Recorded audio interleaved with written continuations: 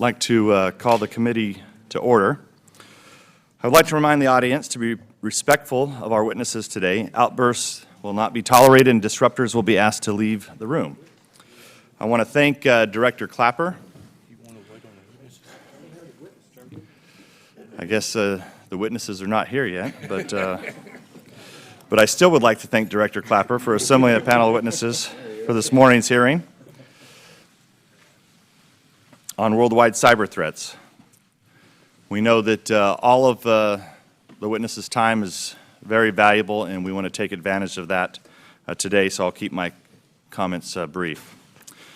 This committee has traditionally hosted an open worldwide threats hearing to better educate the public on current dangers we face, as well as to showcase how the intelligence community is working to combat these threats. The focus of this hearing is cybersecurity, or given the current state of affairs, cyber insecurity. Over the last several years, cyber attacks have become a commonplace in the United States.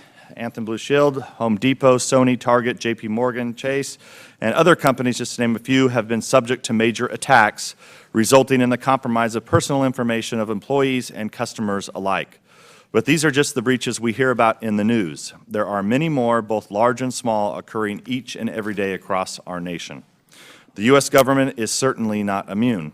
OPM, IRS, the Pentagon's Joint Chief of Staff, and the Joint Staff, and just this morning we learned that the Department of Energy was successfully hacked 159 times. These high-profile assaults are eroding confidence in our government's ability to counter the threat. I share the public's concern. In fact, I recently learned that the very apparatus that the Department of Homeland Security uses to allow the private sector to share cyber threat indicators with the government, the Protected Critical Infrastructure Information Program, has not had a security audit since 2006. This raises serious questions about an agency that many government representatives believe should be at the heart of our cybersecurity strategy. I want to place the intelligence community on notice that we will be requesting information regarding your cybersecurity practices and procedures in the coming months. The government should not even think to impose standards on the private sector before it can maintain the security of its own systems. As Congress continues to debate information sharing legislation, we must ensure that the government entities involved in the sharing process are absolutely secure, especially if we allow the private sector to share cyber threats with just one government entity such as DHS. In closing, I call on the Senate to take up the cyber sharing legislation. Seemingly every day, another breach is exposed with severe implications to our economy, our privacy, and our national security. The time has come to put politics aside and give our country the tools it needs to defend itself from these malicious attacks. And with that, I'll yield to the ranking member, Mr. Schiff. Thank you, Mr. Chairman, and thank you, directors, for joining us today. Thank you so much for your service to the country. I'm pleased that we're holding this hearing in open session, and it's telling that our committee open hearings this year have been focused on cyber, the challenge of securing our networks, and the related issues of encryption and terrorist use of social media are among the most pressing challenges that we face. The threat to our public and private networks is all too apparent. In the past year alone, we have seen highly publicized hacks of Sony Pictures, not far from my district, intrusions into health insurance providers Premera and Anthem, and the devastating hack into the Office of Personnel Management. These three instances, which took place in the context of thousands of other intrusions every day, show the breadth, scale, and crippling potential of the threat to our economy, our privacy, and our national security. There are no simple answers to these problems. In fact, some of the steps we can take to better secure our data and our privacy can have unintended consequences. A good example are the largely welcome efforts to make our networks more private and more secure by using pervasive encryption, so that even if hackers steal the data, it would be gibberish without the key to decode it. The broader adoption of strong encryption, however, particularly in communications, can simultaneously allow terrorists and criminals to plot in ways that law enforcement and the intelligence community cannot access, even with a valid warrant. Even open communications on the Internet pose a challenge. Social media has proven a democratizing force throughout the world, but is now increasingly being used by groups like ISIS to spread messages of hate, repression, and violence. So the question is what we do about cybersecurity, the unintended consequences of encryption, and the use of social media to radicalize. These are immensely challenging and inextricably linked problems, and I don't profess to know all the answers nor should anyone in Washington. But I do want to lay out several principles that should guide our response. First, we need to have a broad discussion across industry, government, academia, and the public. Last week I went to Silicon Valley, where I held a series of very productive sessions with a number of leading tech companies. I'll continue to have these conversations, and I encourage others to sit down with them as well. We in D.C. just can't tell tech to figure it out. We have to work with them and others to find the best mix of incentives, standards, and technological solutions. In these discussions, we in government must also recognize legitimate economic considerations of our globally oriented tech sector and the excellent work they already do voluntarily addressing some of these issues. At the same time, we have to recognize the legitimate need of the populace for privacy, legitimate need of law enforcement and the intelligence personnel to keep us safe, and the industry's legitimate need to protect intellectual property from hackers. This collaboration should also take place on a technical level, and I'm pleased to see government agencies like DHS and NSA, for example, continue to partner with universities through grants and cyber challenges to develop safer and more secure technologies and to deepen this country's cyber literacy. We need to do more of this academic and technical collaboration. Second, government and the private sector must take joint ownership of the problem of cybersecurity. It's no longer enough for senior government officials or corporate leaders to simply call in tech support, nor can we afford leaders who take pride in not understanding the technology that underpins their organizations. Third, we must grow the government's cadre of cyber experts. We must invest in and attract the best, the brightest, and the most creative to work on behalf of the nation's security. The digital revolution was made possible through the marriage of technical savvy and creativity, art and science, those who could identify the need and those who could fill it. We must keep this in mind as we develop our bench of cyber experts. Fourth, we have to develop and communicate in advance proportionate responses to foreign nations' cyber attacks and intrusions to generate a deterrent. For example, in the wake of the attack on Sony, North Korea must face tangible, meaningful consequences, and others must know the potential consequences of future attacks or offensive cyber action.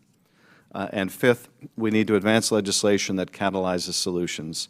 Our Cyber Information Sharing Bill, the Protecting Cyber Networks Act, would do exactly that.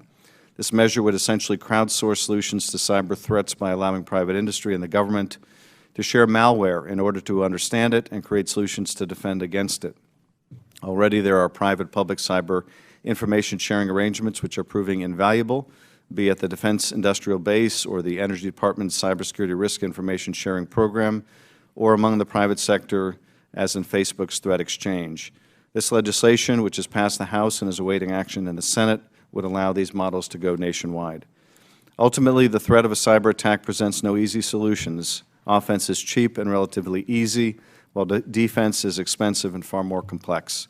Means of communications that secure our privacy can be used by some to threaten our security, and social networks designed to bring us together can be used to try to tear us apart. But these complex challenges are not an excuse to throw up our hands. I believe that through close collaboration and discussion, we can take steps to better secure both public and private networks from intrusion in order to save lives and jobs. I look forward to hearing from our witnesses about how we can do just that. I thank you, Mr. Chairman, and yield back. I thank the gentleman. In an effort for this committee to do a better job of providing oversight, we created an NSA Cyber Committee this Congress, and the chairman of that committee I'd like to recognize for an opening statement is Mr. Westmoreland from Georgia. Thank you, Chairman, and I appreciate our witnesses taking the time out of their busy schedules today to come and testify. And as the chairman of the NSA and the Cyber Subcommittee, I've had an opportunity to see cybersecurity from a unique position. I've witnessed the amazing talent and tireless work undertaken by certain elements of our government, represented here today, and by particularly the NSA ability to identify and defend against cyber threats. At the same time, I've witnessed the shocking incompetence of other elements in our government, which have resulted in unprecedented privacy breaches and threaten our national security. It is essential that everyone understands the gravity of this situation.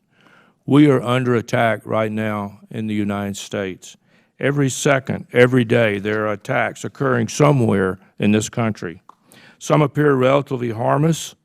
Others are clearly a threat to our economy, our privacy, and our national security. In recent years, we have witnessed the theft of our nation's industrial secrets, attacks on our financial institutions, and much more. While it is important to keep sensitive programs classified, these types of open hearings provide much-needed education to the public. I want to commend the chairman for having this open hearing. We are only as strong as our weakest link, and the security of our networks is all of our responsibilities. Again, I would like to thank the witnesses for coming today, taking your time out, but also the part that you play in protecting our national security. I look forward to hearing your testimony and working together with each and every one of you to make sure that our nation's safe against any cyber attacks. Thank you. Gentleman yields back. I'd like to introduce the ranking member of the NSA Cyber Committee, Mr. Himes, for an opening statement. Thank you, Mr. Chairman, and thank you all for coming and participating in this open hearing on a really important topic. I've had a chance to review the written testimony, and I know that we're going to hear quite a lot about the risks, the costs, and the players associated with cyber attacks on our country, these attacks that we all too often see on the front pages of the newspaper. We should do all we can, and I think the chairman and the ranking member have laid out a whole variety of things that we should be doing. What I don't hear, and what I want to spend just a couple of minutes on this morning, because I think it's really critical, essential, that we commit ourselves as a country to force and lead the establishment of some rules of the road internationally on how warfare is, and crime, frankly, is conducted in the cyber realm. We don't know today what constitutes an act of war. We don't know what an appropriate response is. We don't know where the line is drawn between crime and warfare. This is something we should be leading on. Something that perhaps is analogous to the Geneva Accords, which have existed for almost 150 years now and worked on internationally for 150 years. There is currently no comparable effort to set something like that treaty up so that we all understand the rules of the road. Admiral Rogers, we had a brief exchange on this in an open hearing a couple of months ago, and you assured me that this was in fact something that was on all of your minds, but I just don't see much and I don't hear much. Why is this important?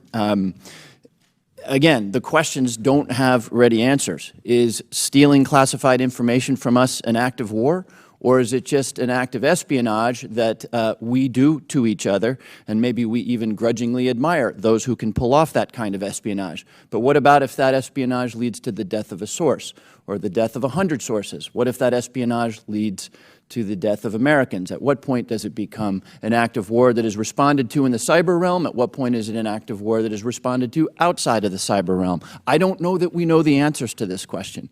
There's another important reason to take this up, which is that this is something that I think we can achieve.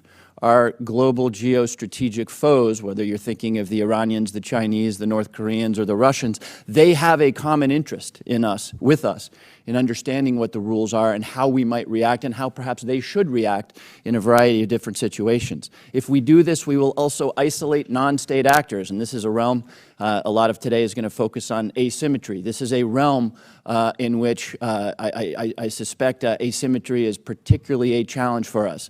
My guess is that 5 motivated coding PhDs in a basement somewhere can create a real threat for us. I also fear that if we don't do this, we will be on a continual technological treadmill, and I think we'll always be a little bit ahead on that treadmill, but we will always be looking over our shoulder as others develop the technological and engineering capability to get through our defenses.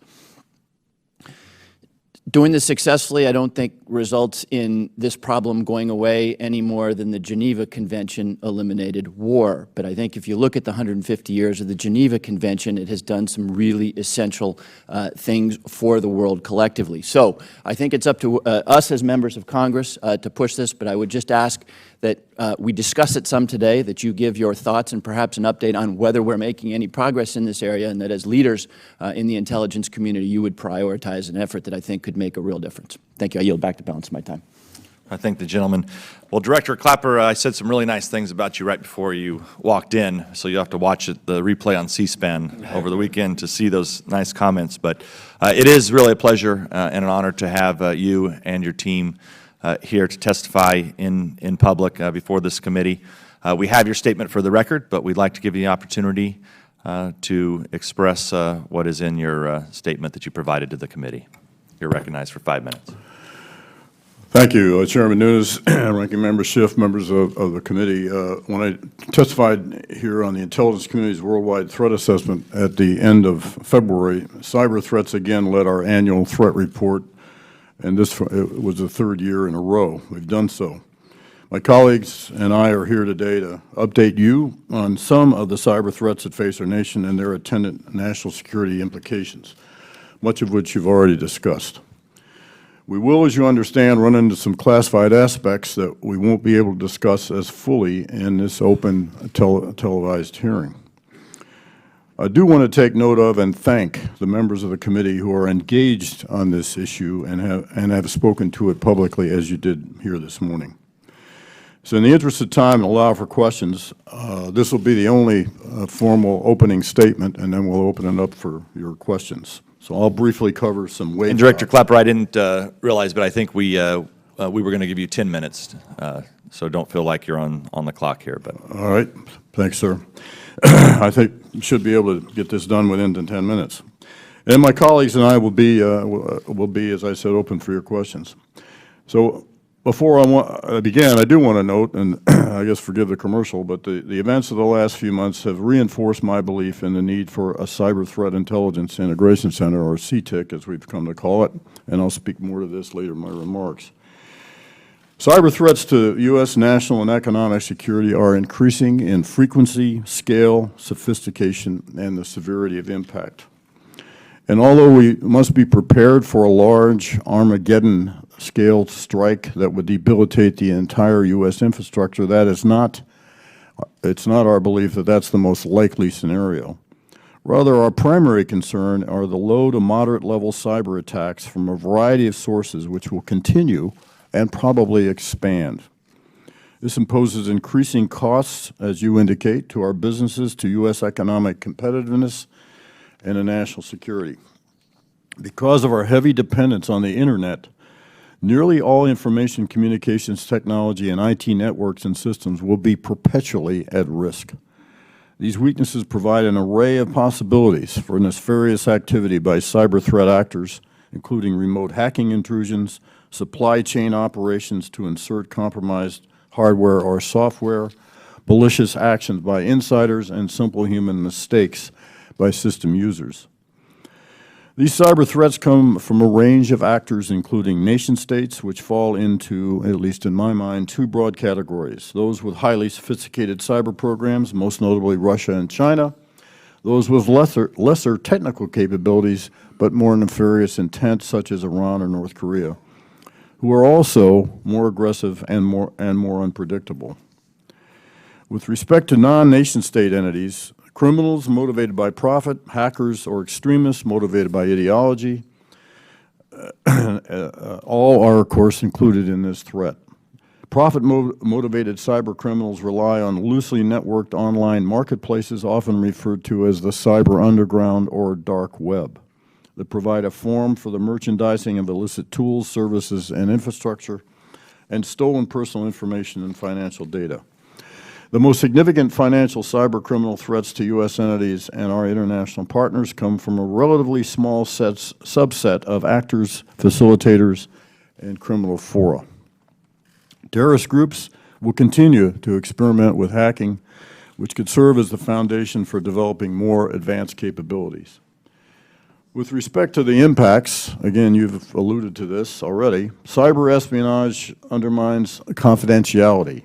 Cyber threats and actors, particularly criminal and terrorist entities, undermine data confidentiality. Denial of service operations and data deletion attacks undermine availability. In the future, I believe we'll see more cyber operations that will change or manipulate electronic information to compromise its integrity. In other words, compromise its accuracy and its reliability, instead of merely deleting it or disrupting access to it. With respect to counterintelligence impacts, as illustrated so dramatically with the OPM breaches, counterintelligence risks are inherent when foreign intelligence agencies obtain access to an individual's identity information. Foreign intelligence agencies could target the individual, family members, coworkers, and neighbors using a variety of physical and electronic methods for extortion or recruiting purposes. And while speaking of the OPM breaches, let me say a couple words about attribution, which is not a simple process and involves at least three related but distinct determinations: the geographic point of origin, the identity of the actual perpetrator doing the keystrokes, and the responsibility for actually directing the attack. In the case of OPM, we've had differing degrees of confidence across the IC in our assessment of responsibility for each of these elements. Of late, unauthorized disclosures and foreign defensive improvements have cost us some technical accesses. But from cybersecurity investigations of incidents caused by foreign actors, we are also deriving valuable new insight and new means of aggregating and processing big data. In summary, the cyber threats to U.S. national and economic security have become increasingly diverse, sophisticated, and harmful. The variety of federal entities that work this cyber problem, some of which are represented here with me: DHS, FBI, and NSA, and other law enforcement, intelligence, and sector-specific agencies like the Departments of Treasury and Energy. And every day, each of these centers and entities gets better and better at what they're charged to do individually. So now we've reached the point where we believe it's time to knit together all the intelligence these separate activities need to defend our networks, because while these entities may be defending different networks, they are often defending against the same threats. And that was one reason the President directed me to form a CTIC. So I strongly believe that the time has come for the creation of such an organization, and we're pleased to see that you've shown support for the new center in both your cyber and FY16 authorization bills. We look forward to working with the committee to enable the intelligence community in general, and CTIC in particular, to support our nation in this vital area. With that, I'll stop, and we'll open up for your questions. Well, Director, thank you very much. And as you know, we are anxiously awaiting on the Senate to pass the cyber legislation so that we can get to a conference. We were hopeful that they would get done before we broke for August. They haven't. Now it looks like, just in recent reading, it looks like we're looking now into October. I want to give all of you just a broad question and give you plenty of time to answer it. But being that we're out here in the public for everyone to see, I think it's a great time to not only discuss, what each of your agencies do, but also talk about maybe the number 1, 2, and 3, maybe not in any particular order, particular to your agency, what you see as the greatest threats, biggest concerns, and the issues that you all are working on in each of your individual agencies. And we'll start with you, Director Clapper. Well, sir, from Chairman Nunes, from my standpoint, obviously I'm trying to overwatch the entire enterprise of U.S. intelligence. And as I have said, every year that I've testified for now 5 years in this job, that in my 50-plus years in the intelligence business, I don't recall a time when we've been beset by a greater variety of challenges and crises around the world, both regionally and functionally. And so the challenge for me is, as I try lead the community, is addressing this wide diversity of threats. In the face of, and I have to bring this up, a very uncertain budgeting environment, now approaching our 4th or 5th year of uncertainty about the size and shape of our budget, which poses challenge for us programmatically, certainly with respect to systems acquisition and the uncertainty it creates in the workforce. So with that, I'll stop there, that general overview, and I'll turn first to John Brennan. Thank you. Thank you, Mr. Chairman and members of the committee, for the opportunity to talk to you today about this very important issue. 3 top priorities for me, thinking about cyber. One is, since CIA has a responsibility to make sure that we have a good grasp of what the plans, intentions, and capabilities are of our adversaries around the world, making sure that we have the insight and the intelligence that will give us better sense of what may be coming at us. So that's part of our mission. But given that this is a very dynamic environment in terms of what the various tools and capabilities that various actors have, we need to make sure that we're on the top of our game in order to make sure we inform our policymakers, legislators, and others. Two, want to make sure that our systems are going to be as secure as they can be, so that we can fulfill our responsibilities to share information as we need to, make sure that people who are going to be able to operate and act on the information that we are able to get, both inside of the CIA and outside, that we can do that securely and reliably. And so we have initiated a number of actions within the agency to make sure that, in light of some recent experiences, that we are in some respects doubling down on the security in that regard. And I rely very heavily on my colleagues here on that front.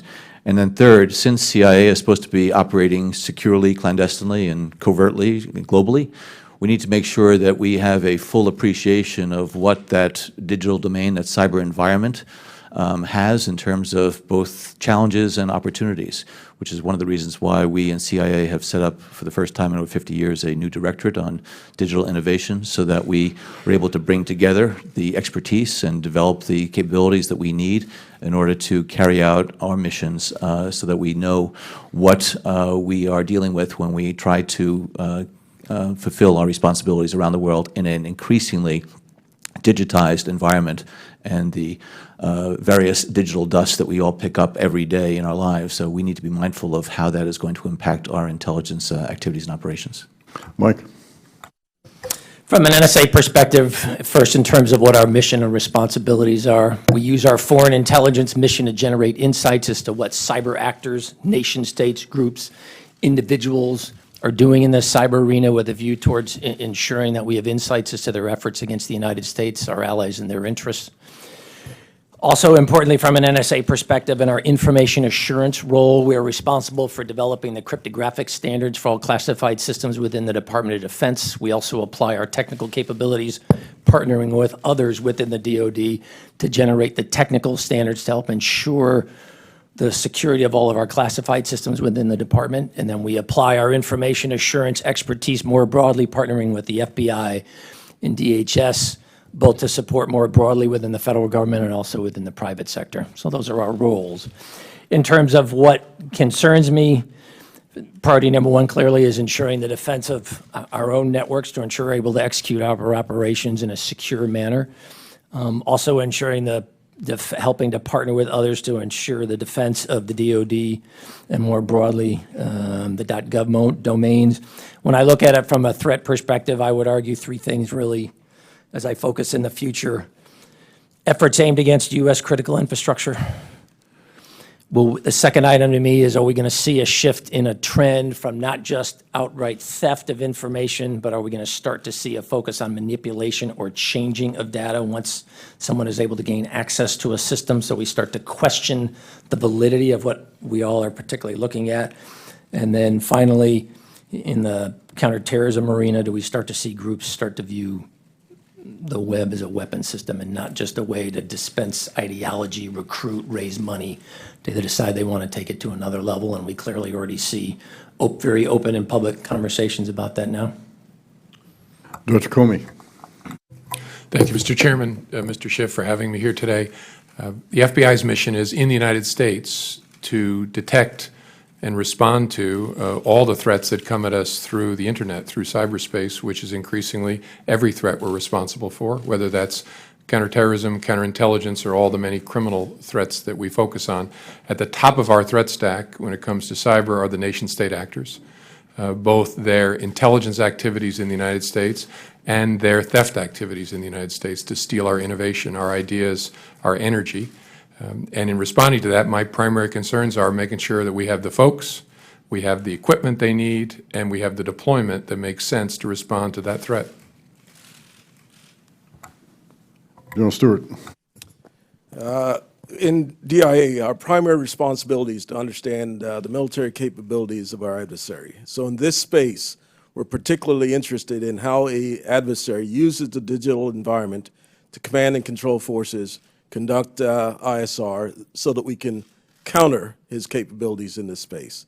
So we're focused not just in the non-kinetic capabilities that we could bring against an adversary's C4 ISR capabilities, but also the kinetic. So we're looking at this from a broad spectrum, either how we drop bombs to destroy or defeat that capability, or how we can be disruptive in that capability. We provide that through all source analysis based on products and support that we get from our partners here at this table. Two concerns for us: how well we defend our networks. We're spending a good bit of time looking at the construct of our architecture so we can defend not just the network, but the data within that network. And then the second area of concern is whether or not I have enough resources and expertise to do the first part of our charge in this space, understanding our adversaries' C4ISR capabilities. And that's an area that we've got to do some additional investment. We've got to move some resources around. Given the totality of the things that we've got to look at, the threat landscape, this is an area where I think we need to do some additional investments. Well, I thank you all for being here. At this time, I'll yield to the ranking member for the purpose of questioning. Thank you, Mr. Chairman. Thank you, gentlemen. I have two questions, one dealing with the encryption issue and the other dealing with our response to cyber attacks and intrusions. On the encryption issue, there are several issues. There's the technological question of can we or can Silicon Valley design a technological solution? There's the desirability question. Even if they could, is it desirable? Do we gain more from having encrypted communications immune from cyber hacking than we lose in law enforcement and IC's ability to get the content of communications? So what's the desirability of a solution if we could achieve it technologically? And then there's the economic argument. These companies have to compete overseas. There are others that are offering an encrypted platform that people will migrate to. So what do we achieve apart from harming our economic interests by insisting on a key?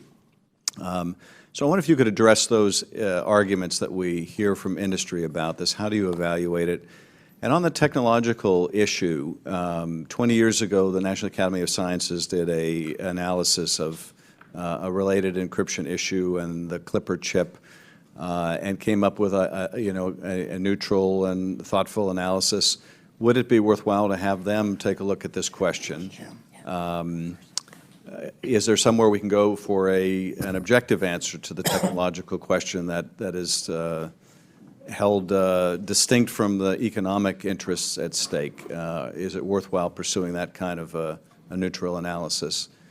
So I'd be interested in your comments on the technological feasibility, desirability, and economic implications of the encryption debate. And then on the cyber front, it seems to me that there are two very different kinds of cyber issues we're confronting. There are the cyber attacks, well, actually, I guess three. There's cyber attacks like Sony, meant to do damage. Cyber threats to our infrastructure would be in that category. There are cyber theft, so economic espionage for the purpose of benefiting foreign corporations. And then there are foreign intelligence gathering efforts. And it seems to me that for many of our adversaries in this realm, like the Chinese, there's an advantage to blurring the distinctions between these. Because if they can blur the distinction between economic theft and foreign intelligence gathering, then they can justify anything they do. And it seems to me it's in our interest to draw clear lines between foreign intelligence gathering and economic theft. And yet when I hear the discussion, sometimes involving OPM and sometimes involving other things, I hear us in the IC blurring those lines. So I wish you could address that. Shouldn't we make clear what the rules of the road are, that we don't engage in economic espionage, and we want to insist that others also don't engage in that kind of theft, and think about whether there are any rules of the road in terms of foreign intelligence gathering, but keep those questions distinct. A good comment on those two issues.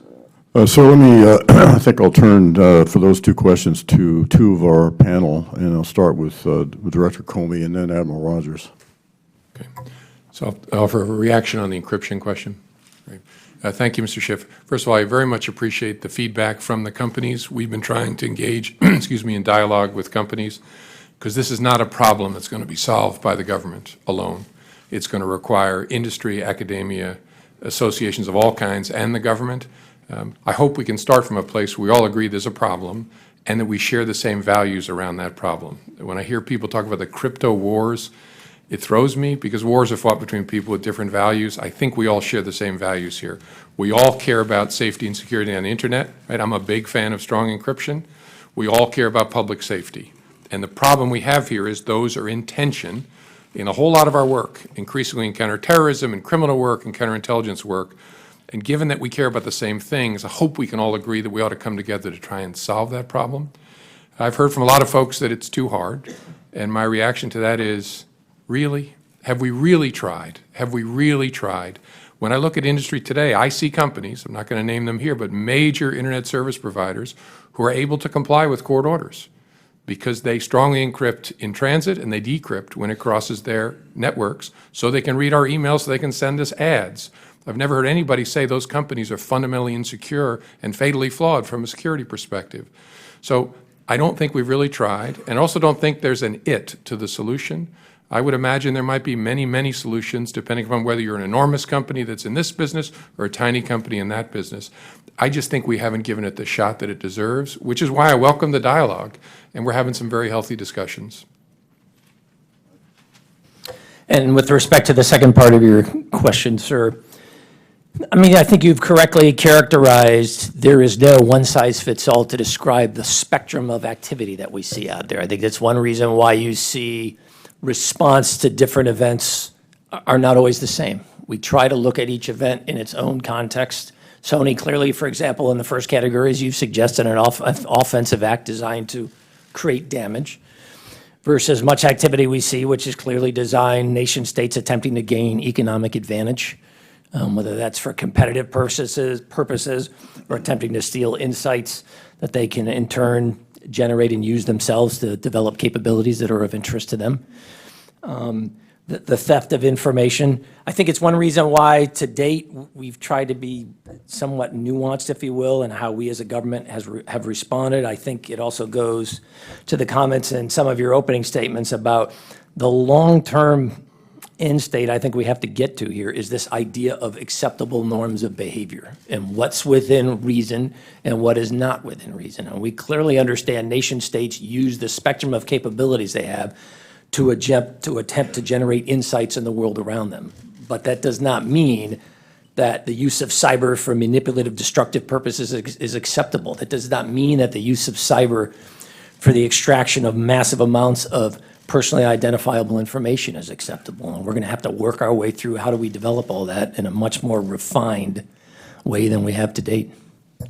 I have to say, sir, that, of course, many of these issues that you raise are significant and are also policy issues, not really the realm of the group of people sitting here. We can try to speak to them, but I do feel compelled to make that point.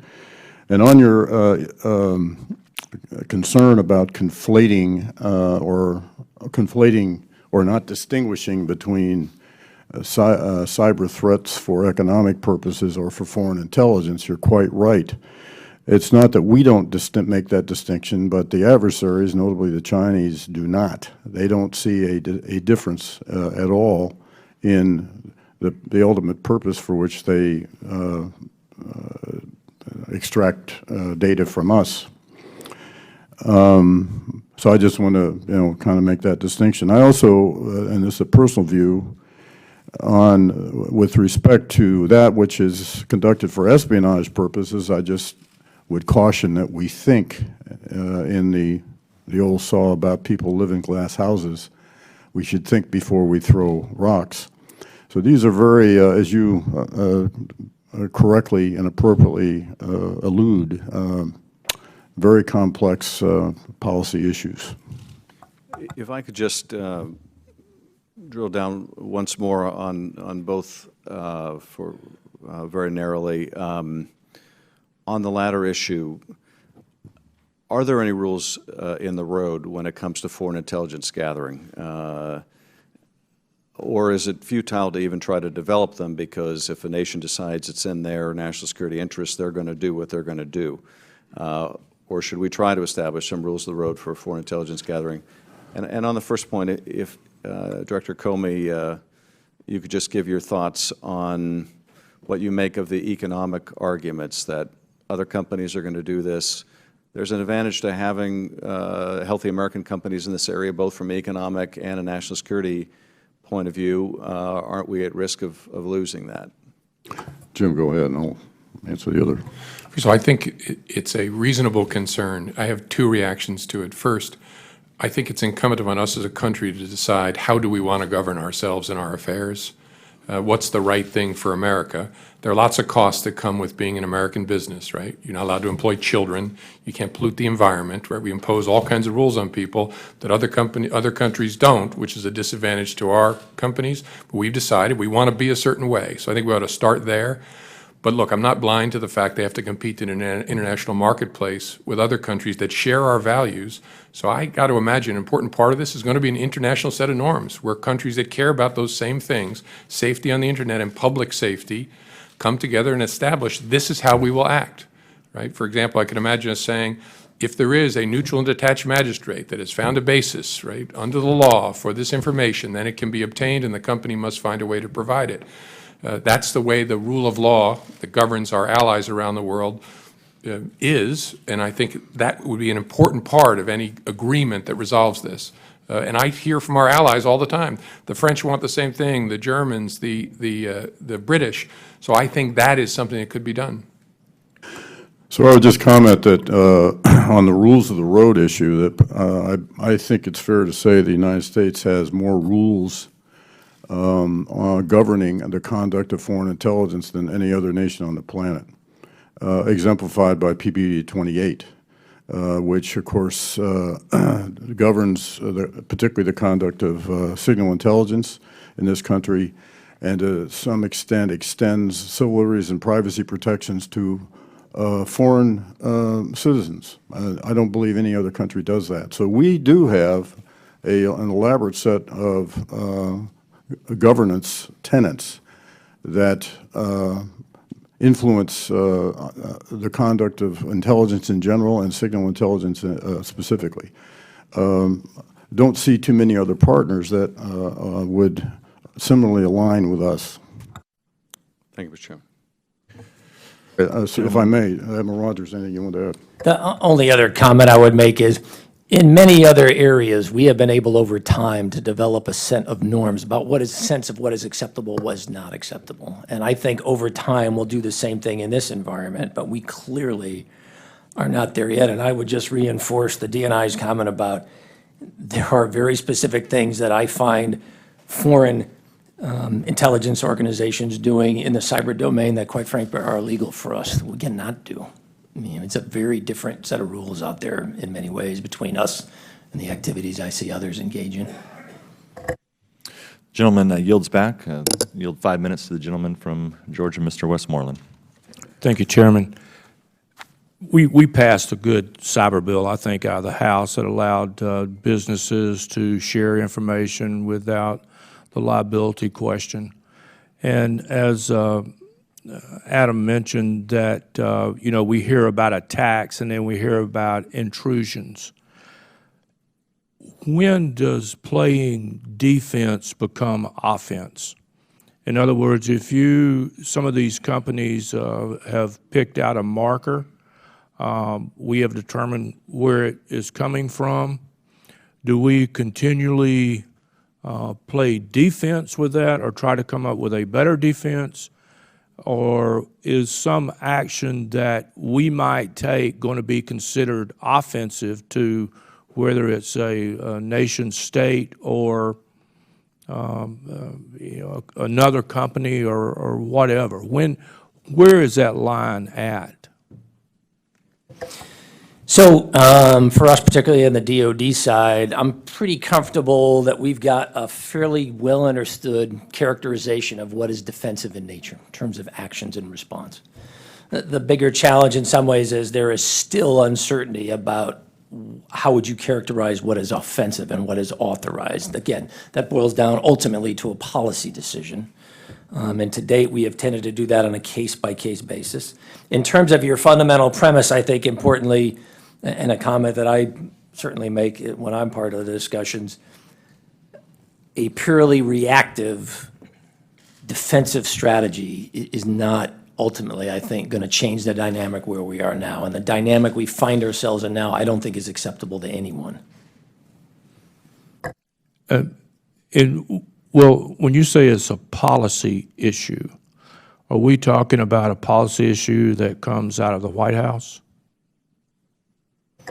So the application of cyber in an offensive way is an application of force. The application of force under the law of armed conflict in the broader policy construct that we use as nations, once you move beyond self-defense, is a decision that is made at a broad policy level. It's not something I, for example, as the director of NSA or as the commander of U.S. Cyber Command, just unilaterally decide. That's not the framework.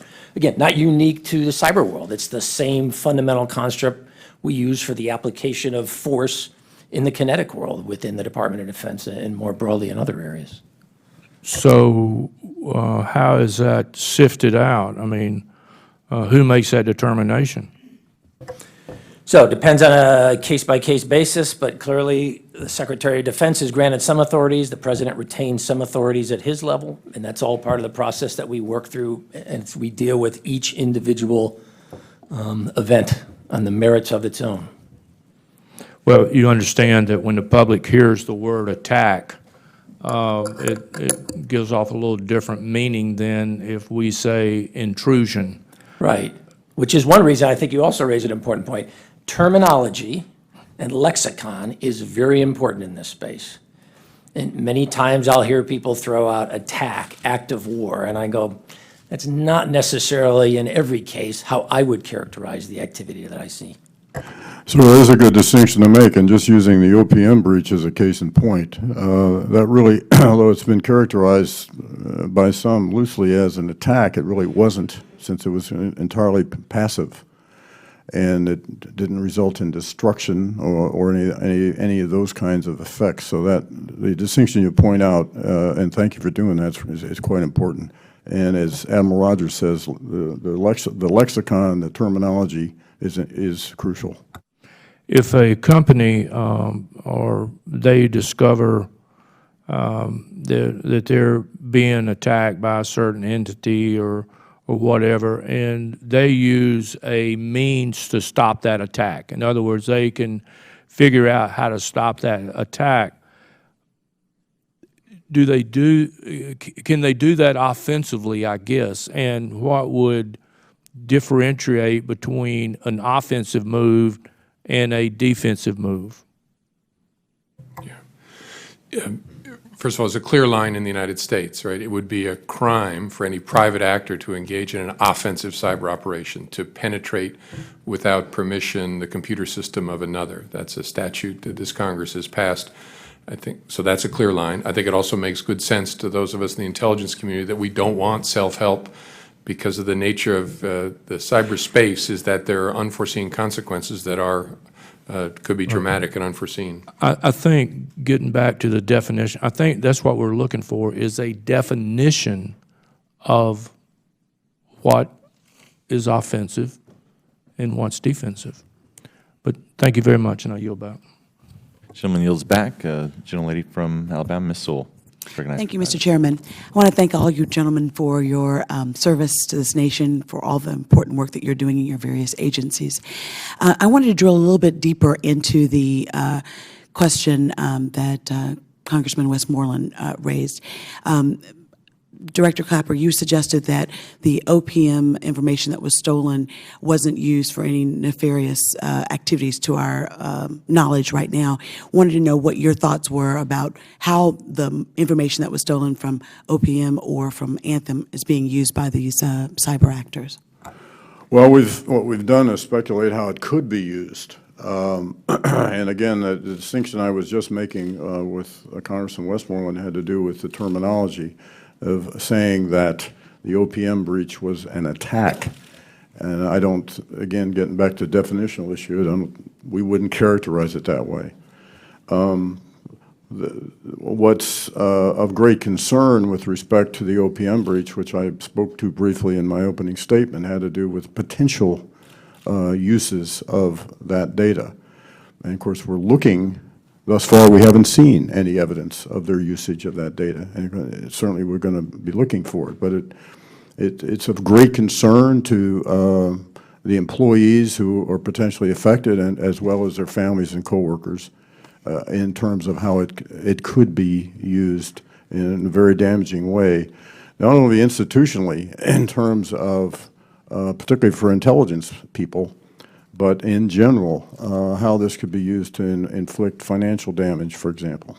How does the various agencies work in a coordinated effort with respect to cyber attacks? Can you talk a little bit about how the... If you're talking about the intelligence agencies? Yes. Well, we are very, very mindful of that, obviously. I mean, this is a case where we probably need to set the highest standard and example. And so I know in my own place, I have very intensive effort on securing and ensuring that our networks in my own headquarters are secure. And I know my colleagues are doing the same. Let me ask Admiral Rogers to comment as well. And I think Jim Comey may have a perspective as well. I think first question is, so which is the domain that is receiving this intrusion? Is it within the .mil? Is it within the .gov? Is it in .com.edu in the private sector? Let's take this. Isn't it a coordinated effort, though? I mean, it is. So, I know that it may start in one particular agency which has jurisdictions, but I would assume that it is coordinated across all of our systems. It is, but my point is that the coordination, who has lead, the primacy, it varies by the, if you will, the entity that is being penetrated, where it is in the government, outside the government. If we use the .gov domain as an example, the Department of Homeland Security has overall responsibility for the coordination of the defense of the .gov domain. Each department responsible for protection of their own systems. DHS overall responsibility in the .gov domain. So if you look in the OPM scenario, for example, you saw OPM as they began to realize what had happened is they realized this was beyond their own capacity. They turned to DHS. DHS in turn then turned to the FBI and NSA to provide technical support. We do that continually. We've done that particularly between NSA and the FBI. Within the government domain, increasingly we find ourselves, when requested, attempting to support high-end intrusions in the private sector. Sony is an example, for example. Is there anything that could be done to enhance that cooperation and coordination? There's always more. I mean, from my perspective, as I talk to my teammates, speed is critical here. Focus, leadership buy-in, the ability to set up mechanisms to more rapidly flow information back and forth with each other, the ability to put expertise more quickly on the problem set. We continually get better, but for me at least, and part of it is the... Obviously, one area that, of course, we could improve is in the government to private sector relationship. That's why the legislation is so important. Let me ask Director Comey as well if he has a comment. I agree with what Admiral Rogers said. We've made dramatic strides in the last 5 years. I think of us, this is probably a homely metaphor, but we're kind of like a fire station. When the bell rings, we send all the trucks. Right? We don't ask, do they need a hook and ladder? Do they need a rescue truck? Do they need an ambulance truck? We send them all, and that means we send NSA, FBI, DHS. We talk to each other and figure out what's needed at the scene to help these people who call 911. Yeah. That has gotten dramatically better. Our primary way of sharing information is through the NCI-JTF, which I hope you've had a chance to visit. We all sit together, and in human terms and electronically, we share that information about what do we need to respond to this particular fire. Well, in my remaining time, I wanted to commend Director Brennan on your tackling the persistent problem of lack of diversity in the IC. I know that you commissioned a report, and I just wanted to commend you on seeing the need, and look forward to working with all of the agencies represented in making sure that we address our lack of diversity in the intelligence community. I yield back. Gentlelady yields back. Gentleman from Florida, Mr. Miller. Thank you, Mr. Chairman. Somebody said that Iran did not have the technical capabilities that a Russia or a China would have. Is it safe to assume, and I use that word assume in quotes, that Russia would give some of their capabilities to Iran to use it in the cyber world? So that might be best left to a closed discussion. Somebody talked about attribution also. How do we distinguish between a state-sponsored hack or attack and an individual?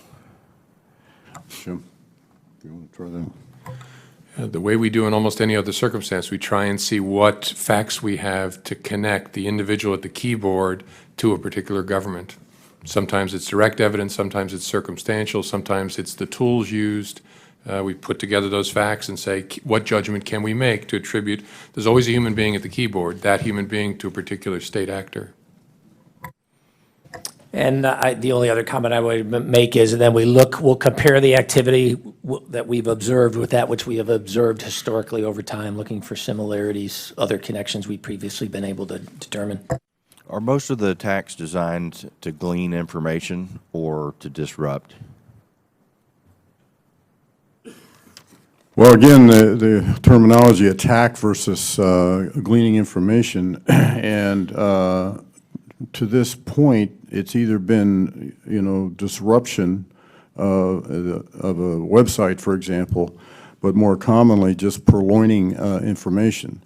As I indicated in my opening statement, though, I believe that the next push on the envelope here is going to be the manipulation or deletion of data, which will, of course, compromise its integrity. Going back to the Russia-Iran issue, and I know that, going back to Russia and Iran, and I know there's some issues that we can't talk about here, but Russia's setting up a cyber command. How about China? To the best of my knowledge, the Chinese have not yet gone to a configuration like the Russians appear to have with establishing a cybercom somewhat analogous to Admiral Rogers' command. But that's not to say that the Chinese, as you know, have very capable structure and apparatus in their current PLA staff structure. You back, Mr. Chairman. Gentleman yields back. Mr. Quigley is recognized for 5 minutes. Thank you, Mr. Chairman. Gentlemen, thank you for being here and thank you for your service. I guess we hear most often of the high-profile hacks, cyber attacks on the U.S. government and major corporations. But as you know, the majority of businesses in the United States are small business. And we have thousands of very small local governments. They still contain in their computers extraordinarily sensitive client information or public information. Yet, as we can imagine, they often lack the sophistication, the capabilities, the expertise, the knowledge, the resources to meet this challenge. What, if anything, are we doing to reach out to those entities and try to help them meet this challenge? It is absolutely a concern of every business in the United States, from the traditional mom and pop up to medium-sized to large. And so we have, what the FBI is doing about it is we recognize that that's a threat to everybody because our whole lives are connected to the Internet. So in every community in this country, we have something called InfraGuard, which is designed to offer a vehicle for those folks to learn from us best practices and warnings and indicators, and for them to be able to share information that's useful to other small businesses and to the FBI. So I'd encourage small business folks, contact your local FBI office. We're in every community in this country. Right? We have over 500 offices. Join InfraGuard. It will make you smarter, and I hope in the process it'll make your government smarter.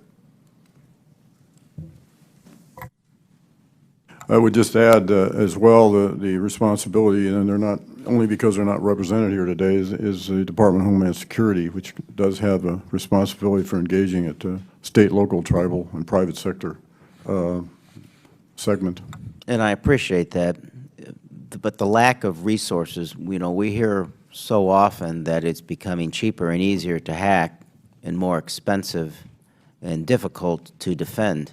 Is there some other way besides this that we should begin to look at in terms of trying to balance the field between the resources a community bank has versus a major national bank? Just as one example.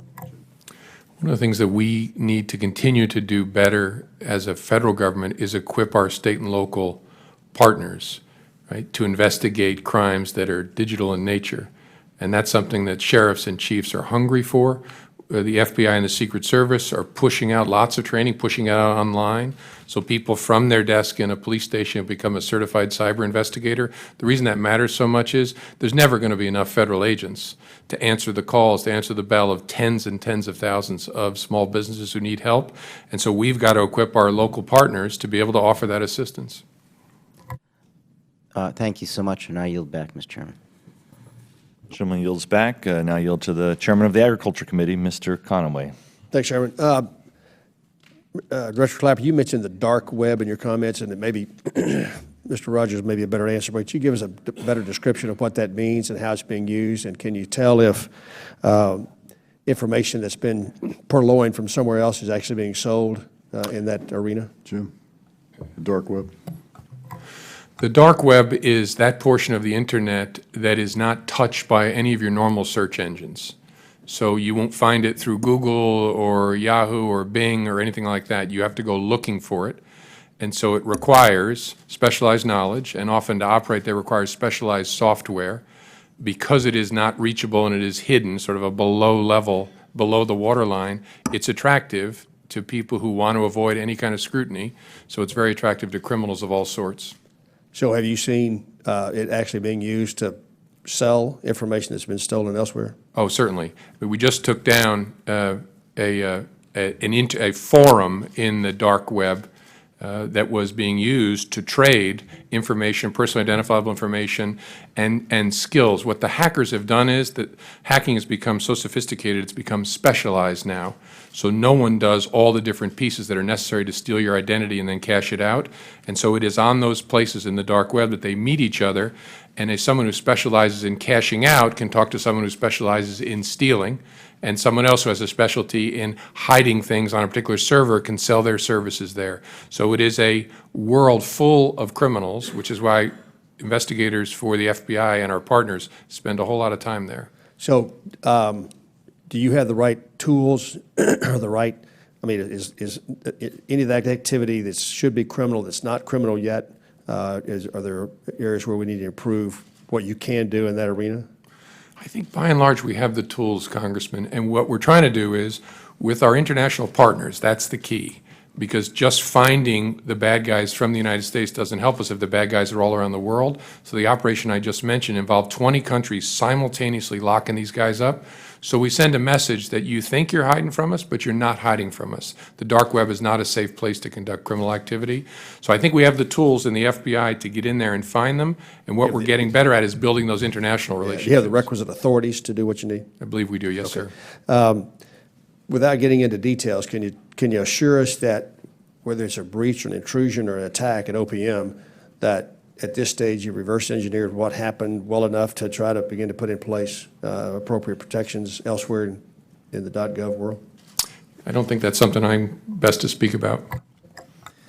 For NSA, we provided OPM with 19 specific recommendations on how we would suggest changes to the network structure would help forestall future such activity. DHS, in addition, has identified recommended improvements. I know OPM is working their way through that and has a plan for how they're going to implement the steps they believe are necessary to ensure that they don't see a repeat.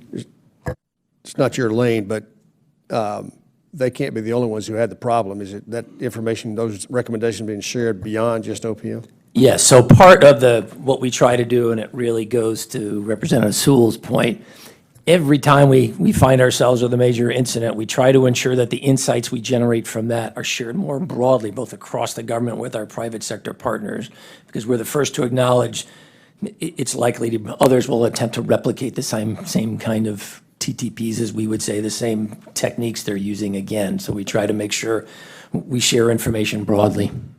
General Clapper, is there authority anywhere for someone to require all these government agencies, OPM, others, to actually implement the recommendations or to set standards and then hold agency executives, secretaries of the various cabinet folks? Is there somebody who can say you have to do this by a certain period of time?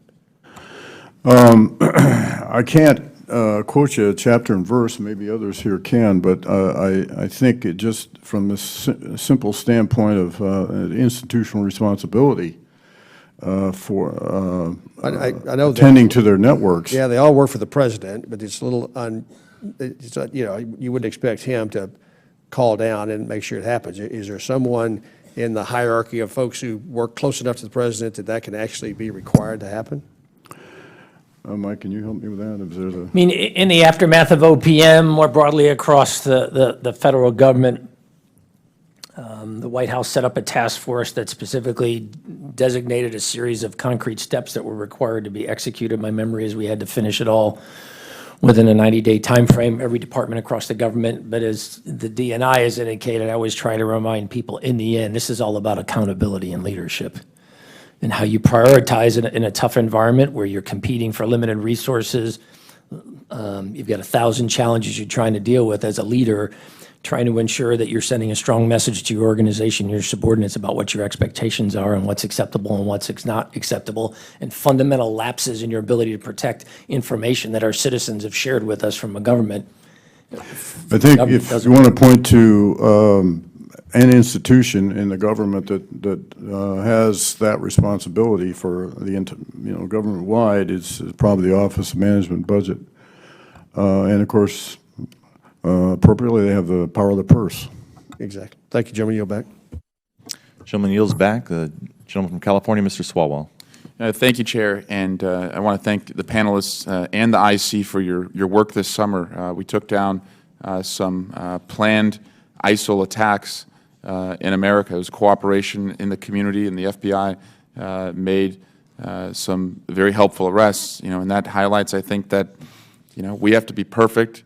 They pull off one attack, and it hurts people, and it caused panic. So thank you for doing that. I want to follow up a little bit on what Mr. Conaway was saying. My question's for Director Comey. As a former prosecutor, I appreciate how hard it is to go after, what we would kind of call like a paper case or a computer case. It takes a lot of work, and to figure out whose fingertips are on the keyboard causing these attacks is very difficult, especially when they're drawn across the globe. But do you think we could do a better job of making sure we hold these people responsible, show them to the world, and deter more attacks? Because right now it seems like we are almost entirely on a defensive posture, and I think you hinted that a lot of this is because of international challenges. We just struck an agreement with Iran that involved China and Russia and countries we don't normally agree with and work with. Do you foresee an opportunity for a compact with nations to go after some of the cyber criminals? The cyber espionage, I think, is different, but cyber criminals that would better assist you to do your job? I do. I think the bad guys, through the use of the Internet, have shrunk the world. Right? They've made places that are hundreds, thousands of miles apart, next-door neighbors on the Internet. So our strategy, the FBI strategy, is shrink the world back in two ways. Forward deploy FBI cyber agents around the world, and also equip our partners around the world with technology and training and people so they can help us. Because you're exactly right. The bad guys think it's a freebie, that they're in their pajamas at their keyboard halfway around the world. They can steal anything in America. What we're trying to do is make them look over their shoulder at, if they're in America, at an FBI agent, but if they're halfway around the world, at an agent from that country. And it's getting a lot better. I mean, countries around the world see this. It can always be better, though. Thank you, Director. And with respect to what Ranking Member Schiff was talking about earlier on the end-to-end encryption and the challenges there, I certainly would hate if we didn't do everything we could to prevent the next attack and know where it's going to come from. And the challenge that you have laid out, I think, quite articulately over the past year about going dark, as you mentioned, it has tension with some of the security and privacy values that we also have.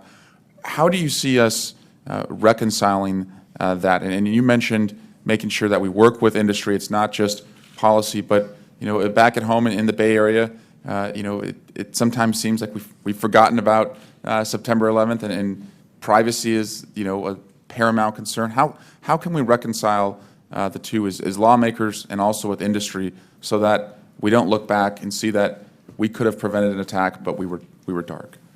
I think from the government side, our responsibility is to talk to folks and explain to them we're not maniacs, right? The FBI is not an alien force imposed upon the American people, right? We work for the American people. We work with the tools that they give us through Congress. And so our job is to say, hey, look, our tools are being eroded, and we're not making it up. I mean, what has helped people, I think, in the ISIL threat is see that we're not making it up. I mean, there really is a conflict between two things we all care about deeply, and if we're going to protect people, we got to figure out how to resolve that, but also not be arrogant and think, well, the answer is from the government. You should not look to the government for innovation, right? We can do a lot of great things, but technological innovation is not our thing. So I think we got to start by saying we have a problem. We all love this great country of ours. We have to come together to try and solve it.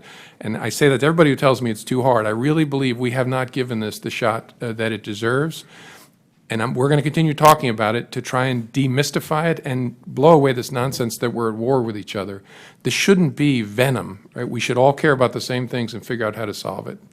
And Director, finally, if we were in a posture where if American companies, or if most of the end-to-end encryption that was being used by the bad guys ended up being overseas, or companies that were overseas, what is the plan to make sure we can still protect communications that would threaten America? How we would reach Sure. infrastructure completely overseas? Yeah. We'd have to do it with our foreign partners. I mean, as I said, I think every civilized country, every country that cares about the rule of law thinks about this in the same way. All of us have to reconcile those two values. And we have to do it as an international community. I do think there's a reason, as I said earlier, that we should figure out how do we want to govern ourselves, but we also just don't want to chase the problem to some place where we can't get to it. So we got to figure out our piece and also work with our international partners as a community of nations to figure out how to address this. Great. Thank you, Director. And again, thank you all for the work you did this summer and continue to do. And I yield back. Gentleman yields back. Ms. Ross-Leighton in Florida. Thank you so much, Mr. Chairman. This morning, the Treasury Department targeted 4 key Hamas leaders as financial facilitators for their terrorist acts and sanctioned them. One was Saudi, one Palestinian, one Egyptian, one Jordanian, and as well as the front company that they used to transfer all of these dollars. And they were providing incredible financial support to individual terrorists as well as the groups they belong to. And this highlights the international scope of fundraising by these terrorist enterprise and the directing of military operations and the facilitating of transfer of funds, all done within the cyber domain. Were it not for that, they would not be able to move this money around and plan these attacks. We're talking tens of millions of dollars that were moved from Iran to Saudi Arabia, a lot of money laundering. How confident are you in your individual agencies and working together that you have the necessary resources to continue to track these terrorist activities, that we'll be able to continue to sanction these individuals? They keep popping up. As soon as we put these 4 guys down and put them out of business, 4 more will pop up, but we're able to track them thanks to the technology that we have. So how confident are you that we can continue this? It's sort of like in the Coast Guard in my congressional district. They just have to get faster boats than the drug runners who are moving their drug shipment. I think we have, thanks for the question, ma'am. I think we have a pretty good understanding of the financial mechanisms that are used. We could always do better and we could always use more resources, but we certainly have put focus on the whole issue of threat finances. That's a whole new realm of intelligence that has evolved over the last decade or so. I have a national intelligence manager for threat finance who is also the chief intelligence officer in the Department of Treasury.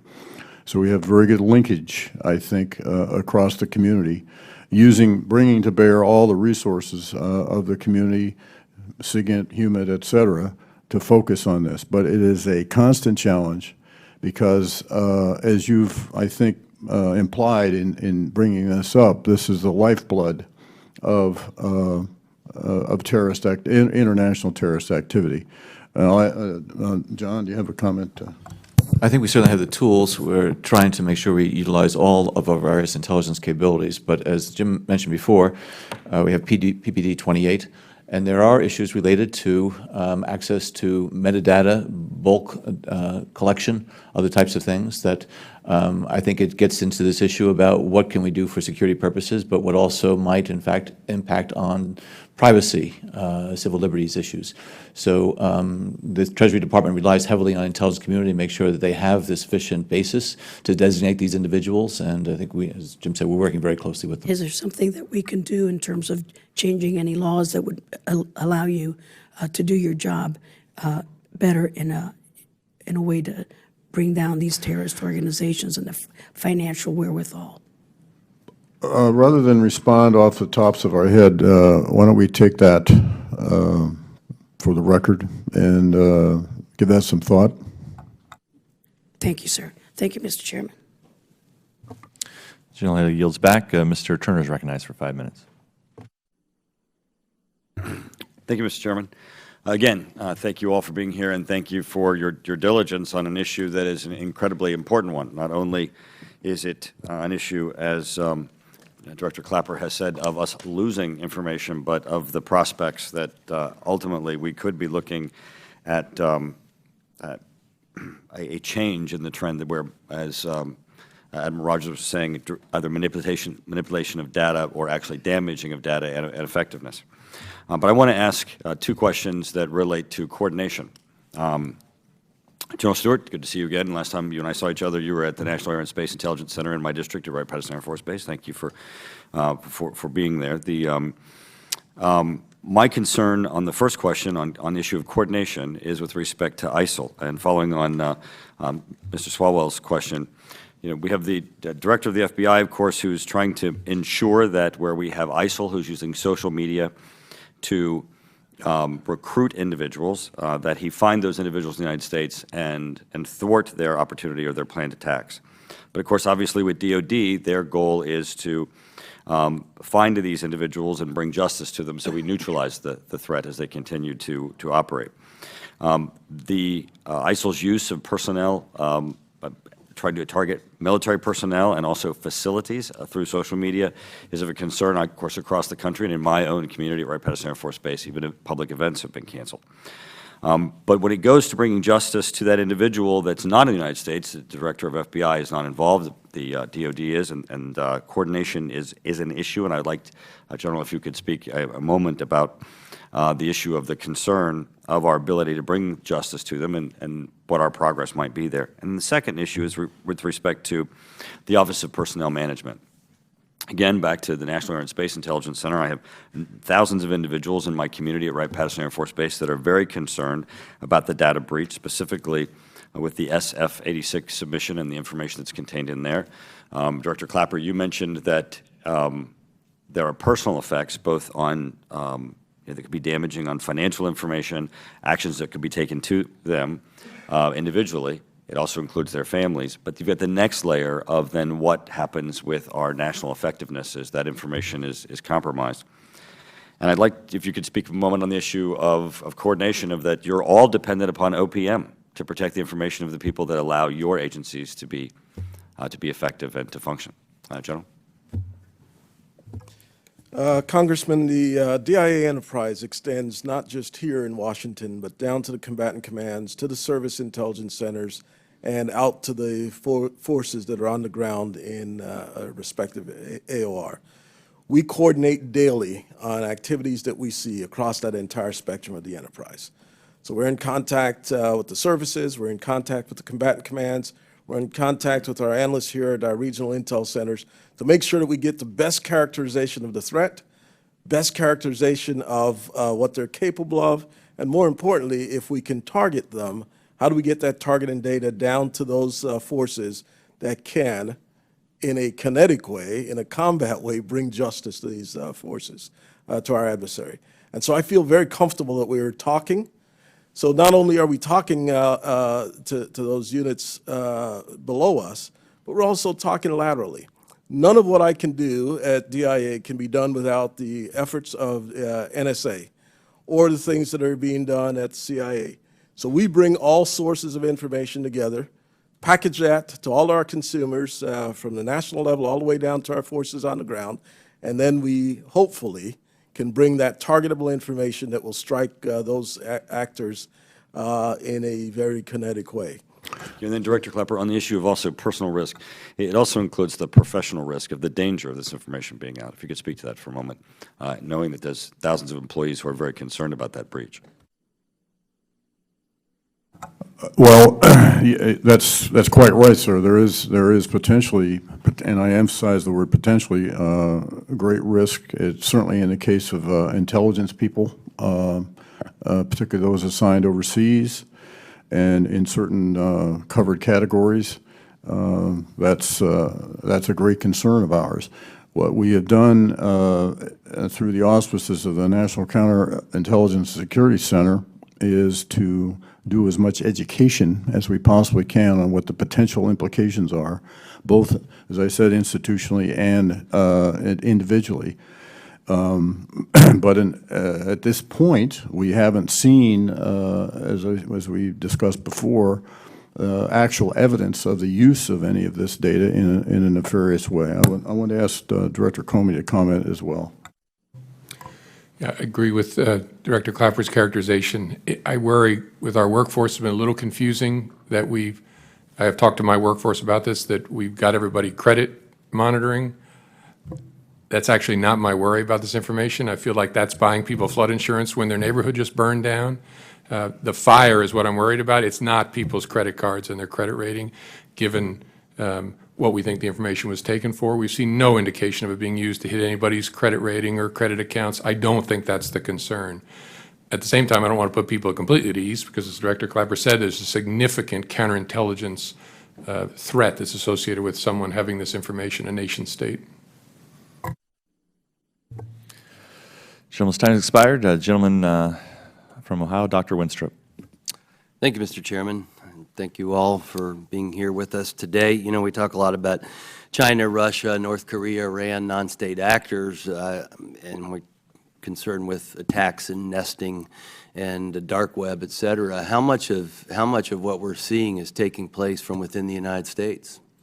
Are we having bad actors within the United States that are participating in attacks and nesting and on the dark web? Well, we have our fair share of criminals, and criminals increasingly operate online because that's where our lives are. Right? That's where children play, that's where we bank, that's where our health care is. And so people want to hurt kids, that's where they're operating. Then they're often sharing images with each other on the dark web, hoping that we won't be able to find it, that they'll use the onion router to hide their communications. As part of child exploitation, we see fraudsters of all kinds, whether it's healthcare or just trying to steal your banking transactions, trying to operate in a way that we can't see. And so they think if they go to the dark web, the hidden layers, so-called, of the internet, that they can hide from us. They're kidding themselves because of the effort that's been put in by all of us in the government over the last 5 years or so, that they are out of our view, but it's a big feature of criminal activity in the United States. From a government standpoint and international relations and coming together and trying to combat cyber, do we have full confidence in working with the Five Eyes? Beyond that, where do you think we should go, or where are we going in that arena? Well, I think I speak for my colleagues on this panel. We have full confidence in the Five Eyes. We are very closely lashed up when it comes to all matters cyber, whether it's counterterrorism, counterintelligence, and criminal. That's a fabulous relationship. It's as healthy as it's been for 70 years. And increasingly, as I said, all states that care about the rule of law are engaged on this. Where we have problems is with certain states, Russia in particular, where it's very hard for us to get cooperation and get the actors apprehended. And so we have to hope to grab them when they leave the country and travel. The good news is all the successful cyber criminals have lots of dough and they want to go on vacation, and that's where, with our partners, we grab them up. Does anyone think there is a potential for a Geneva Convention type of arrangement to be made? Because I consider the cyber world to be a world war taking place right now, each and every day. Is there potential for a set of international rules, even amongst some of the people that we consider to be our adversaries? Well, yes, there's a potential for it, and one would hope that, and of course it took many, many years for the Geneva Conventions to evolve, and I suspect it probably will in this case as well. But I think the hope is that there could be established some international norms governing behavior, particularly what civilized nation states will do about criminal behavior and the use of the Internet for terrorist purposes. And there are many, many countries that have an interest in that. How do you suggest we begin that process? Well, certainly the public discourse, I think, is useful. It is certainly a topic within intelligence circles that we discuss with our friends and allies. Particularly the Five Eyes. So there is a growing body of interest in this. But again, I hark back to we're from the intelligence realm, and this really is a policy issue that's kind of over our labor grade. Well, that answers my question. That's what I was asking. One other question: has North Korea conducted cyber attacks on U.S. companies since Sony? And your question is, did they? Have they conducted any that we're aware of since Sony? Not that I'm aware of. Mike? We haven't seen any offensive, destructive actions directed against the U.S. corporate sector by the North Koreans since the Sony incident. Any conjecture? Is there anything that, and you don't have to go into detail, but did America act in any way that maybe has been a deterrent for them to act again? I certainly hope that's the case. The President came out very publicly, acknowledged the act, attributed the act, and then talked about what we were going to do in response to it, and then talked about, and were we to see continued activity along these lines, we will take additional action, potentially at the time and place of our choosing. I hope that's been effective. I would argue your question was narrowly focused against activity against the United States. I would argue I have watched them do offensive activity against other nations in the post-Sony environment. Thank you. My time's expired. I yield back. Gentleman yields back. Gentleman from Utah, Mr. Stewart, is recognized for 5 minutes. Thank you, Mr. Chairman. And gentlemen, thank you for what you do. If there's anyone who's going to save our nation from future chaos, it's the work of you and your agencies taken together. I have great respect for all of you. I consider some of you friends. Mr. Brennan, I've spent a lot of time with some of your guys around the world in the last 6 months, and they are heroes. Admiral, you and I spent some time together last week in Utah. Thank you for your support there. I have a question. I want to get to that, but before I do, Director Clapper, you've said some things that I don't understand, and I hope you can clarify for me if you could. And that is coming back to the OPM breach, and you said it's not an attack, and I guess I would ask you to clarify that, and if I could elaborate just quickly. I understand there may be a technical definition, but there's a couple things that trouble me. One is that we say that we have no evidence of nefarious activity because of that, but we don't know that. If someone is being blackmailed because of this information that's been taken, we wouldn't know that yet. If someone's cover had been revealed because of this information being available, we wouldn't know that yet. So we don't really know what has been the effect of this being taken. And can you define for me what is an attack and what isn't or doesn't meet that definition? Because this seems to me like it would be. My working definition of whether it's an attack or not, and my characterization of it not being an attack in that there was no destruction of data or manipulation of data, it was simply stolen. Yeah. So that's a passive intelligence collection activity, just as we do. Well, and it seems to me, sir, and then to your other question is, we don't know what could be going on. That's quite true. All I'm saying is there's been no evidence surfaced to this point of the use of this data in a nefarious way, either against individuals or institutionally. That's not to say we're not mindful of that and that we're not watching for it. And I'm sure that you are. I do think that it seems to minimize the gravity of this event by characterizing it not an attack, and that saying that at this point we are not aware of any nefarious activity when there very well could be. And many of us view this as simply more than just data mining. But if I could go on to my question, and I need to set this up very quickly because I really would appreciate your response. National security is a matter of cost-benefit analysis. You have nation states that say, here are our ambitions, here are our interests, our goals, and on the other hand, they have to, kind of measure the cost of reaching those goals or defending those interests. What are the risks or what are the obstacles that they may overcome in doing that? And it seems to me we haven't weighted the scales on the side of our adversaries in making them know and understand the risk and the costs. And I think the effect of that is we've weakened the idea of deterrence, or at least I maybe don't understand the idea of a deterrence.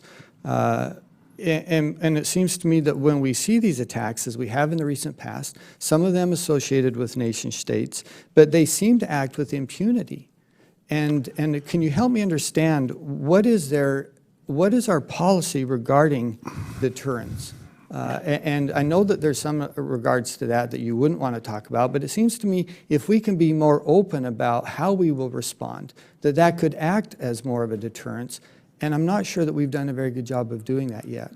I personally, this is not a company policy, this is my own view, that until such time as we do achieve or create both the substance and the mindset of deterrence, that this sort of thing is going to continue. The OPM breach, and as Admiral Rogers has stated on more than one occasion, this is not a one-off. And we will continue to see this until we create both the substance and the psychology of deterrence. Well, I couldn't agree with you more. I've editorialized about this a number of times, and it just seems that we enhance our security if we can deter rather than just monitor and take action after the effect. I know there's a fine line you have to tread there because you don't want to reveal our capabilities. You don't want to reveal how we track and in some cases how we may deter or we may retribution. But I'm hoping you agree with me, and Director, it seems like you are, that if we could be more open and more clear about our deterrence policy, that would benefit us. Those are policy issues, and certainly as Intel guy, I would be an advocate for that, but ultimately that's a policy call. I understand that. And in 5 seconds, is there anyone else on the panel would like to address the deterrence? Okay. Thank you, Mr. Chairman. Gentleman yields back. Mr. Carson's recognized for 5 minutes. Thank you, Mr. Chairman. I think we all understand that we face serious threats as it relates to hacking in the cyberspace, but we also are dealing with a larger CVE strategy and the distribution of propaganda and the radicalization of Americans really using online platforms. So I think it's obvious that we have some very challenging concerns about the constitutionality of protected free speech.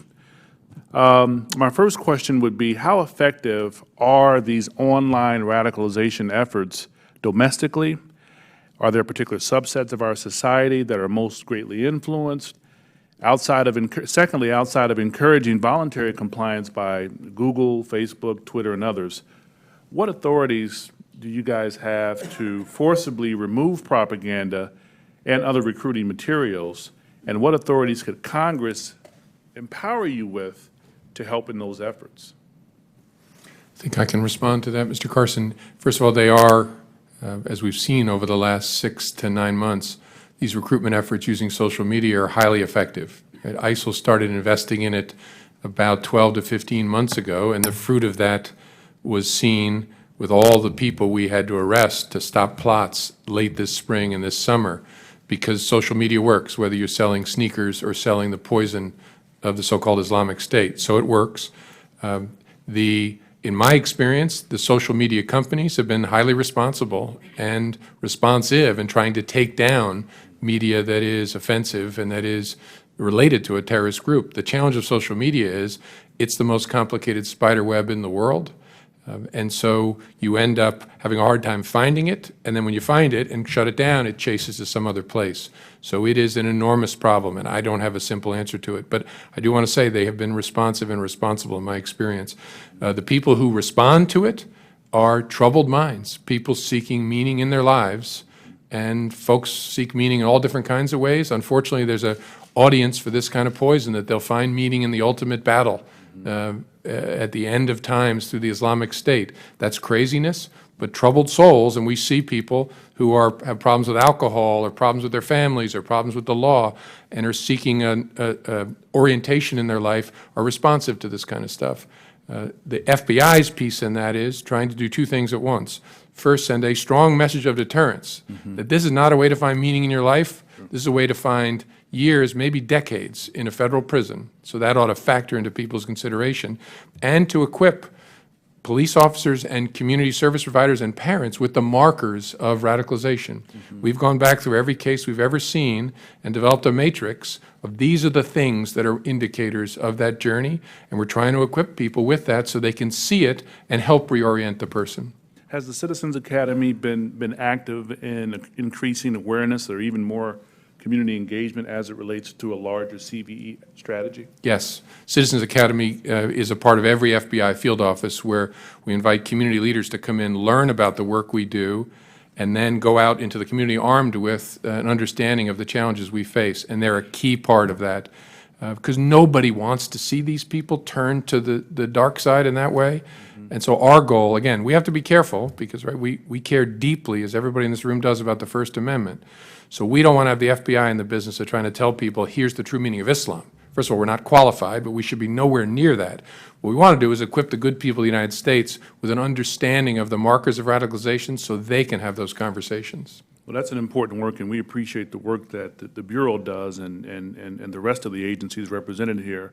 I do want to say, though, Director, respectfully, and I think you know this, I don't have to say it, that when we talk about radicalization, Islam does not have a monopoly on radicalization or even cult-like activity. There are so-called Christian groups that are purporting racial mythologies that are just as destructive in the in the Midwest.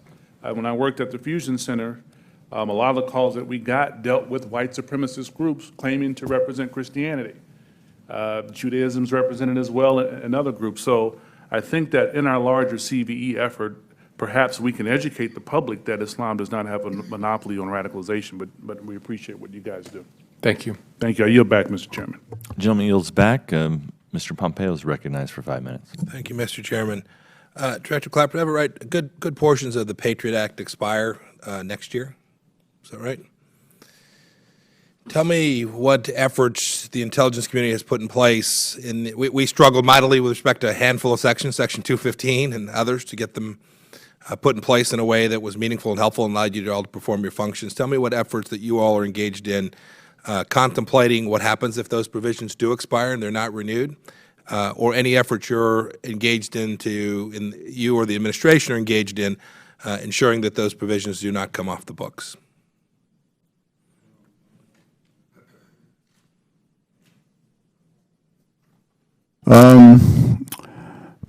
I guess the best response would be to take that one too, as to what the workarounds might be if it totally expires. I guess the hope is that they all won't, and we'll have to figure out workarounds. But I guess I don't think we're prepared here to respond directly to the question, so we'll get that for you. I just raise it. It seems like a long ways away. The middle of next year, it will be here awfully quickly. We have had enormous struggles legislatively to get these things accomplished, and I want all the members of this committee and all of you to know that there are a bunch of us determined to make sure that these provisions are continued. If they need to be modified in some way, to update them and make them consistent with what we're trying to achieve today, but we should not wait until May to begin thinking about what the impacts are. You're quite right, sir, and I appreciate you bringing this up, and I'd like to give that a serious response, so we'll get back to you. This is for anyone, but I'll start with Director Clapper. we've been in negotiations that are now complete with Iran. We have an Iranian Nuclear Review Act that the House is considering today. Can you tell me what the Iranian behavior has been in the cyber world during these discussions? Have there been any noticeable changes, either as the negotiations continued, came to fruition, or where we sit today? Mike, why don't you? We have publicly acknowledged, if you step back a little bit, in the 2012-2013 timeframe, we were seeing significant Iranian activity directed against the U.S. financial sector, trying to take down financial websites. Flowing out of 13 as the negotiations kicked in many ways, we saw less activity directed directly against us, but I would remind people I have not seen the Iranians step back from their commitment to cyber as a tool, and we see it being used against a variety of actors in the Gulf and in the region. They continue to be fully committed to how can they use this capability to achieve a broader set of national objectives.